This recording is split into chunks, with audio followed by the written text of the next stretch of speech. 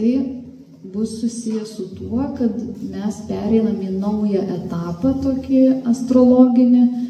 Aš kažkada Facebook'e rašiau, kad nuo 2016 metų mes keliavom tokiu ciklu, kuris, besileidžiantis ciklas. Mes apie tai dar daug kalbėsim šitam seminarė, bet žodžiu, besileidžiantis tai yra, kada Dievo valia viskas vyksta, tu nieko negali padaryti ir tiesiog.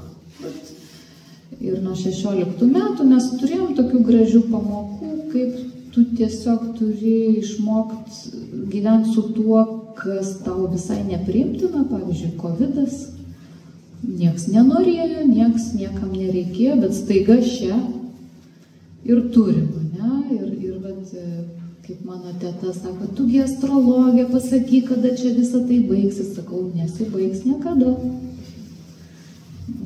Vat kaip gripas kažkada atėjo, taip ir Covidas atėjo, niekuris nedings, bet mes išmokom su juo gyventi. Vat karai visokie, vat visokių čia, tokių vat vyko dalykų.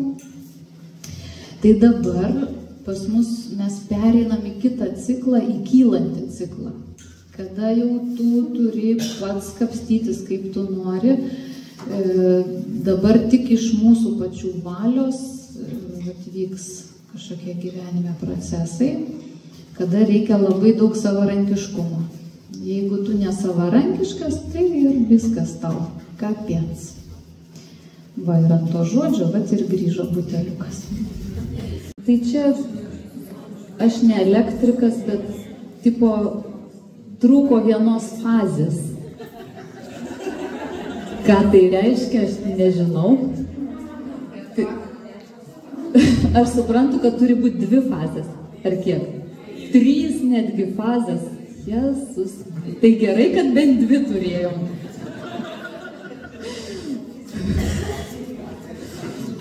Va, tai pritrūko fazės. Akurat, grinai čia dėl to, kad vakar darbo nepadarėm. Visi ženklai. Vaikystės trauma. Gerai, tai va, tai dabar, taip. Tai tą dabar jau nukabinsiu. Ir tokį papasakosiu pirmiausia teoriją. Mes naudosime taškus aikštelės, kaip mes turim. O, veikia dar. Dar veikia. Va, mes panaudosim aikštelės taškus, bet aš papasakosiu teoriją, kuri yra susijusi su kanalais. Vis kiekvienam seminare tenka grįžti. Tai ta geltona knyga Kanalų astrologija, ten iš esmės yra, bet pasakosiu kitus dalykus. Tai va, tai energija juda 2 kryptim žmoguje. Iš viršaus į apačią per dešinę pusę ir iš apačios į viršų per kairę pusę. Va, tai mes suprantam, kad iš čia juda žemyn per dešinę pusę ir iš čia aukštyn per kairę pusę. Ir visos problemos, praktiškai ką vakar čia vardinot, su kuo norite dirbti, tai daugiausia turbūt būtent dėl to, kad nėra harmonijos tame judėjime. Jis turi būti harmoningas. Tai mūsų dešinioji pusė, kada mes šitaip judam per dešinę, per visus taškus, iki čia. O čia per kairę pusę. Toj bus ir saulė. Tai va, tai čia yra Jan pusė, vyriška, jas parašiau, ir In. In moteriška pusė, ir tai yra visiškai priešingi srautai. Jan tai aktyvumas, In pasyvumas. Ir kad kažkas vyktų, tie 2 srautai, jie turi veikti harmoningai. Tai va, bet jeigu žmogus Sąmoningoji dalis, sakykime, yra ta viršutinė. Čia kūnas kaip reaguoja. Tai jeigu žmogus yra aukščiausiam, tam taške, jisai toks į dvasinį pasaulį, nori medituoti, sakykime, jis medituoja. Tai fizinis kūnas turi netrukdyti. Ne, jis turi prisitaikyti prie to, kas vyksta čia. Tai reiškia, kad medituojant aš neturiu, kūnas neturi niežėti, kai būna nosį niežti, ten medituoja ir taip galvoju, pasikasyti reikia. Trukdo, ne, ten kažką tai nori ir trukdo kūnas, jis turi netrukdyti. Kada ateinam mes į čia, tai čia yra mūsų Neptūnas, čia yra Merkurijus. Tai reiškia, Neptūno fazėje žmogus gali kurti, fantazuoti, jisai toks. Kada vyksta kūrybinis procesas, protas turi netrukdyti.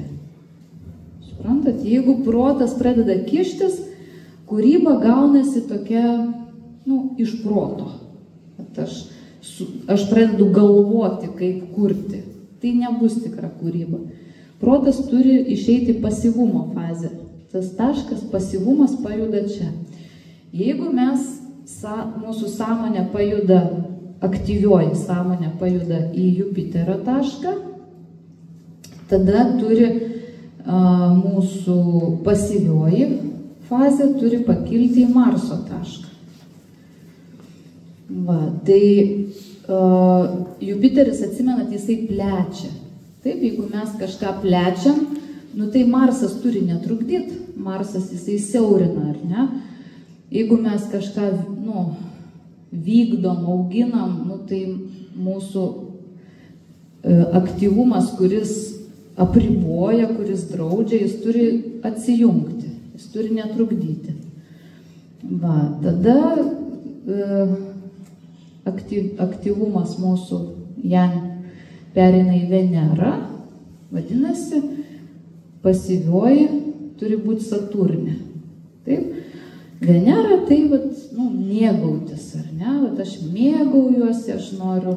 A Saturnas tai yra askezė. Ar ne? Kada, sako, nevalgyk čia šįryt pusryčių. Aš noriu pasimėgauti, nueit normaliai pasisiot. A vandens nėra, sako, nebus vandens, nėra kaip nuleist. Ir laikai. Ne? Bet tu nori pasimėgauti, tai turi Saturnas atsijungti, jis turi išeiti į pasyvumo fazę. Kada aktyvumo fazė ateina į Mėnulį, kūno reikalai. Aš tvarkau fizinį kūną.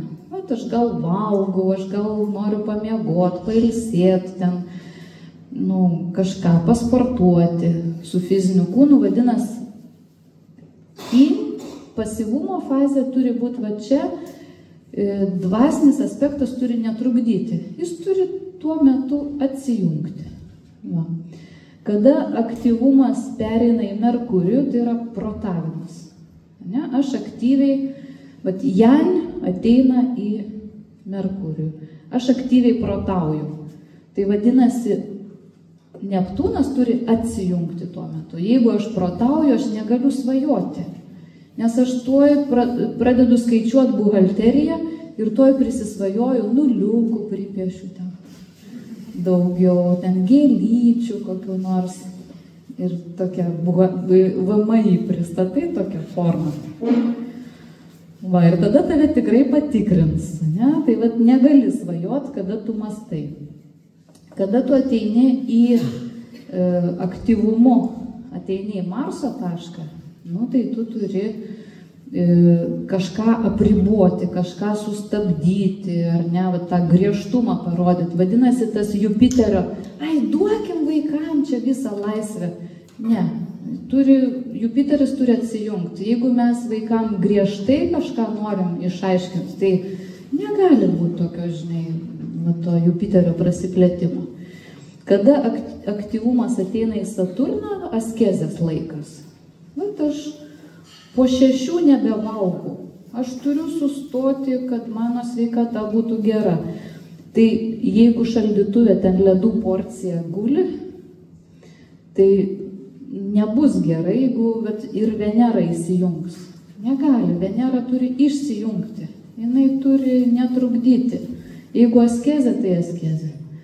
Va, ir tada mes ateinam čia. Vėl apsukom vieną ratą. Taip, ir va klausiau, ką Saulė daro. Tai va, tame visame procese yra, žinot, yra čia Pingala kanalas, čia Ida kanalas. Taip vadinasi, dešinys ir kairys. O čia Sušumna. Sušumna, centrinis kanalas.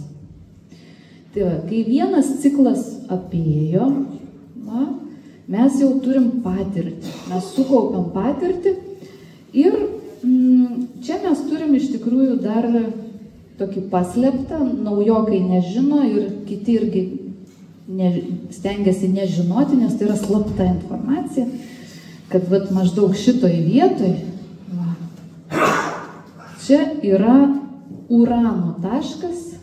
Uranas čia slepiasi, jis toks šventoji dvasia čia gyvena, čia veidrodis yra, nes, iš esmės primenu, ar ne, čia yra vienas trikampis, va, taip, ir jeigu čia mes padedam veidrodį, tai va čia yra atspindys, ar ne, va šitas taškas atsiranda čia kaip atspindys, tai va čia yra veidrodis, mes jo nematom, bet jis realiai yra. Nu va, ir tada tie taškai, vat, jie apėjo vieną ratą ir tada vat, energija per Sušumną kanalą, vat, didžiulių srautų jau patirti sukaupta ir vat, mes tą patirtį, vat, tada aktyvumas ateina iš viršaus, jis apėjo ratą, jis jau vėl viršuje, ne? Ir jis vat, leidžia patirti iki Urano, va, o pasyvumas ateina iki Saulės. Nu va, kai kalba šventoji dvasia, tavo ego turi tylėti. Taip, kada kalba aukštesnė jėga, tavo ego turi tylėti, netrukdyti. Ne? Va, ir tada jie va, čia maždaug apsilenkia. Va, šitas pereina į čia, šitas į čia. Ir aktyvumo fazėje ego pradeda kalbėti, aukštesnė jėga tada tyli. Ar ne? Va, ir vat, jie apsikeičia vietomis. Pasyvumas ateina čia, aktyvumas čia. Kaip toliau viskas vyksta, mes tą pasižiūrėsim dar fiziškai. Ir dabar kairė, dešinė pusės klausimas, taip, kiekvienam individui, tie procesai taip ir vyksta. Visą laiką, kai yra harmoninga, tai tada viskas, žmogus eina savo ir jam viskas sekasi. Jeigu yra kažkokia disharmonija, įsijungia skirtingi, aktyvumas vienam taške, o pasyvumas ten iš viso kur nors kažkokiam kitam taške, prasideda disharmonija. Žmogus, mes netgi vaikštom, kairė koja dešinė, kairė koja dešinė. Tai čia mes taip ir su energijom turim pakaitom. Va, jau tai būna paskui naktį. Nori užmigti, ir neina, ir nemiegi. Kas nemiegojo čia, pakelkit ranką. Va. Va. Reikia išeiti į pasyvumą, aktyvumas kažkur makaluojasi, ne ten, kur reikia. Va, tai kiekvienas individas tuos procesus turi individualius, bet kyla klausimas, o tai kaip pas vyrus ir moteris, ar tai vyksta taip pat? Va, tai čia įdomus toks dalykas, kurį mes parodysim, fiziškai.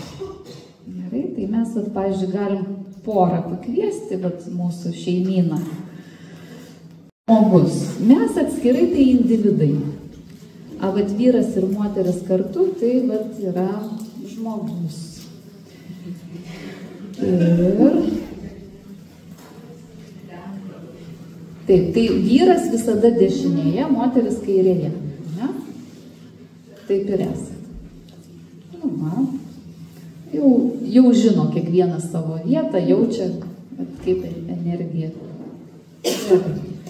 Tai va, tai dabar jūs tiesiog per liemenį viens kitą apsikabinkit ir jūsų užduotis tiesiog darniai koja kojon pavaikščioti. Aš paleisiu muziką ir kada vyras, ar ne, bet jisai žengia dešinę koją ir moteris žengia dešinę koją. Taip? Bet dabar jeigu mes įsivaizduojam, kad tai yra viena būtybė, ne? Tai čia kas per viduriuką mes realiai nematom. Mes matom iš išorės, bet per vidurį yra tai, kas nematoma, išorėje yra tai, kas matoma. Bet tai mes matom veido dešinę pusę ir danguolės kairę pusę. Ne? Tai va, tai viskas vyksta lygiai taip pat, tik tai pats principas yra kitoks, kada dešinioji pusė yra aktyvioji pusė, išorinė yang pusė. Tai vat, kada vyro aktyvumas pasireiškia per dešinę pusę, ar ne, vat yang principas, tai yra visada matoma. Tai, ką jis daro, tai yra matoma.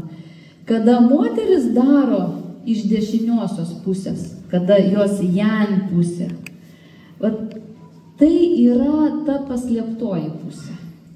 Va, tai yra, vat, tai yra kažkas vidinio tokio, kažkas vat, paslėpto.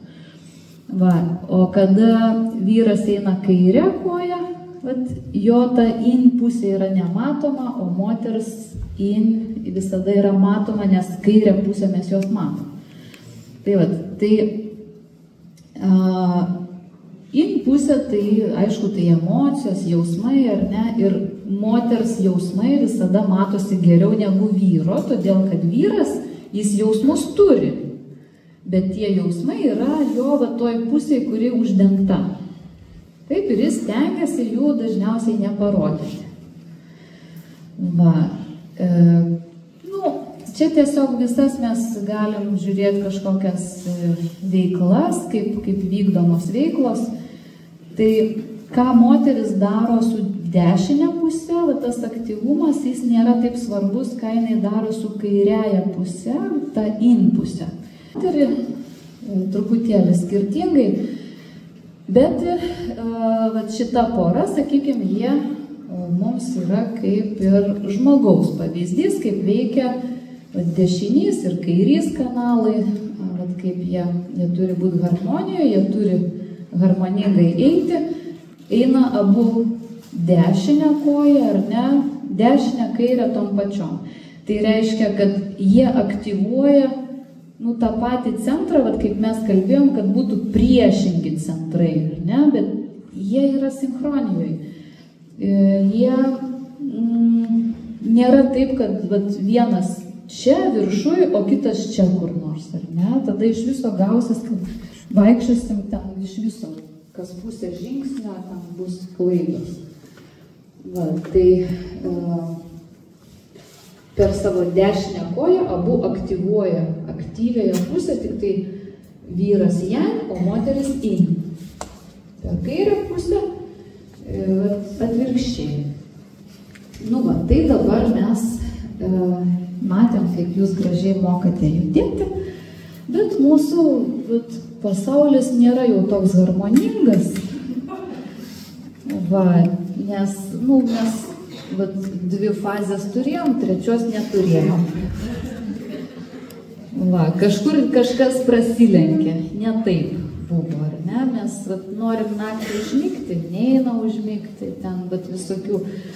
Arba, pavyzdžiui, alkoholikų ten, kaip sakė, noriu, čia mano brolis geria. Kodėl geria? tai jis, kai geria, tai jis Neptūno fazėje. Kodėl jis Neptūno fazėje? Todėl, kad jis nori atjungti protą. Nes, žmogus ieško, kažko kito, o protas neatsijungia. Va, jis nori pamatyti kitokią tikrovę, tikrovė jam kitokia nepasirodo, kol jis neišgeria. Labai daug dalykų yra būtent iš to, kad mumise pačiuose nėra tos harmonijos. Ir šita tema, aišku, išlindo todėl, kad, atsimenat, kaip sakiau, nuo 2016 metų mes pradėjom kelionę, to besileidžiančių kanalų. Tiesiog buvo taip, kad besileidžiantis kanalas tai yra avinas, jautis, dvyniai, vėžys, liūtas ir mergelė. Va. Kylantis kanalas, svarstyklės, skorpionas, šaulys, ožiaragis, vandenis ir žuvis. Va, tai per besileidžiantį kanalą nuo 16 metų iki, praktiškai iki dabar, jau tuoj viskas pasikeis. Mes keliavom, kiek čia 9 metus, mes keliavom, tas besileidžiantis rautas, jis yra aktyvus dieviškasis rautas, kada ateina kažkokia valia ir priverčia tave kažką daryti. Tu negali nedaryti, tave priverčia. O kylantis rautas jau yra iš mūsų. Mes tuoj 9 metus keliausim kylančių srautų ir nes Rahu planeta pradės keliauti kylančiais kanalais, atbulinė tvarka, nesvarbu, bet vis tiek kylančiais kanalais, bus žuvis, vandenis ir taip toliau. Va, ir tuo pat metu sinchronizavosi ir juodojo mėnulio veikla. Tuo pat metu, tai tos metus irgi juodas mėnulis keliavo per besileidžiantį kanalą, o dabar jis irgi pradės keliauti nuo balandžio, man atrodo, jau per, ar jau jis keliauja, jau jis keliauja svarstyklėse, tai jis jau keliauja kylančių kanalų. Va, taigi mes būsim priversti kitą pusę pažinti. Pažinti, ką mes patys galim ir jeigu patys negalim, mes pražūsim. Va, mes turėsim būti aktyvus, savarankiški. Va, tai laike tas pasaulio ciklas mus taip sudėlioja, kad mus vis moko. Vieną ciklą, kitą ciklą, vieną fazę, kitą fazę. Tai mes jums biškiuką, čia vyks dar kiti darbai, bet mes jums duosim biškiuką pasunkinimą, duosim tokį, kad reikės pasiharmonizuoti. Biškiuką čia jaučiu, aš turiu. Žmogų, kuris jums visą harmoniją tikrai perkau. Užeik.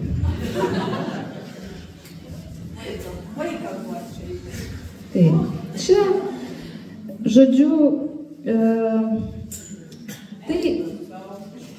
tai yra, kaip čia pasakyti, tai yra tokia situacija, kada, jums su šumna kanalą duosim.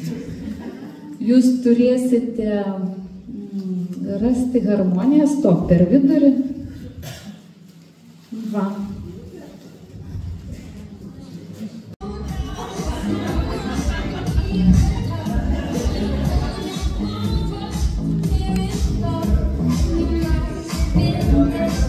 Ir dar pataikyti į ritmą reikia.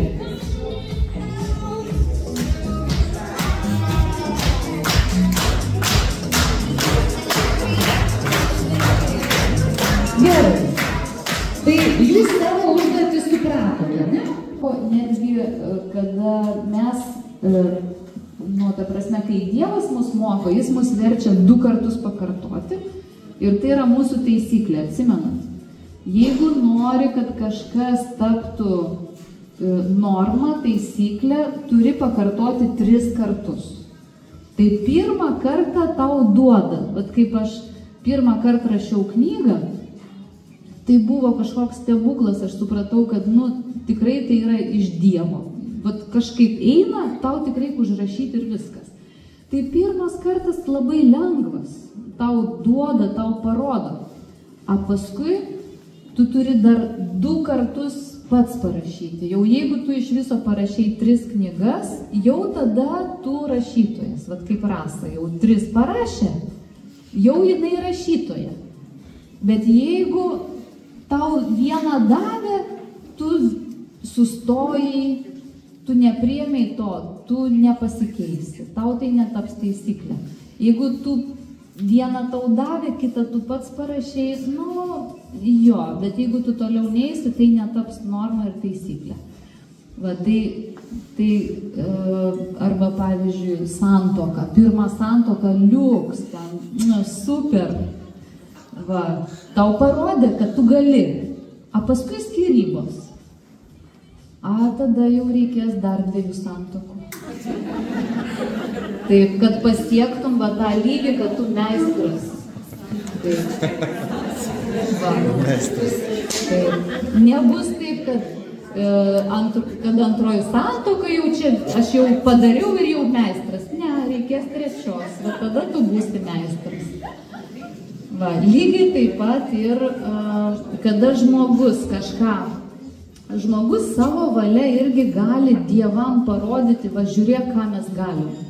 Savo valia aš galiu kažką irgi parodyti Dievams ir tada Dievas turi 2 kartus pakartoti tai, ką tu padarėjai. Nes jis irgi taip mokosi su mumis.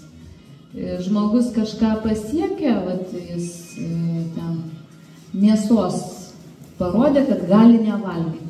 A Dievui dabar reikės 2 kartus to pasimokyti, kad tai taptų principų visam pasauliui. Va, tai mes taip vieni kitus ir mokom. Tai skaičiuokim, bandom.